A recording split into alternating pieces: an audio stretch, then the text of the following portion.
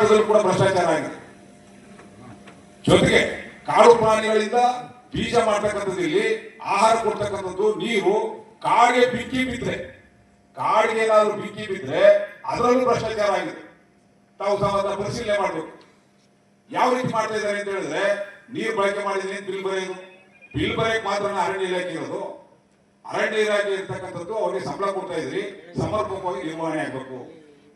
ಜೊತೆಗೆ ಏನಾಗಿದೆ, ನಮ್ಮ ಸ್ನೇಹಿತರು ಹೇಳಿದಂಗೆ ಜೈಲು ಬೇಲು ಕೇಸಿನವರೆಲ್ಲ ಕಾರ್ಡ್ಗಳು ಬರ್ತಾವೆ ಮೋಜು ಮಸ್ತಿ ಮಾಡ್ಲಿಕ್ಕೆ. ಆ ಮೋಜು ಮಸ್ತಿ ಮಾಡ್ತಕ್ಕಂಥವ್ರು ಬರ್ತಕ್ಕಂಥ ಅಕ್ರಮ ರೆಸಾರ್ಟ್ಗಳಿದ್ದಾವೆ. ಅಕ್ರಮ ರೆಸಾರ್ಟ್ಗಳ ಬಗ್ಗೆ ಯಾರು ಚಕಾರ ಇರ್ತಾ ಇಲ್ಲ. ಯಾರು ಆ ರೆಸಾರ್ಟ್ಗಳು ಮಾಡ್ಲಿಕ್ಕೆ ಅವಕಾಶ ಕೊಟ್ಟವ್ರು ಯಾರು? ಆ ರೆಸಾರ್ಟ್ ಕಟ್ಟಲಿವರೆಗೂ ಆ ಸ್ಥಳೀಯ ಶಾಸಕರು, ಚುನಾಯಿತ ಪ್ರತಿನಿಧಿಗಳು, ಸಂಬಂಧಪಟ್ಟಂತ ವ್ಯಕ್ತಿಗಳ ಗಮನಕ್ಕೆ ಇಲ್ಬಾರ್ದು.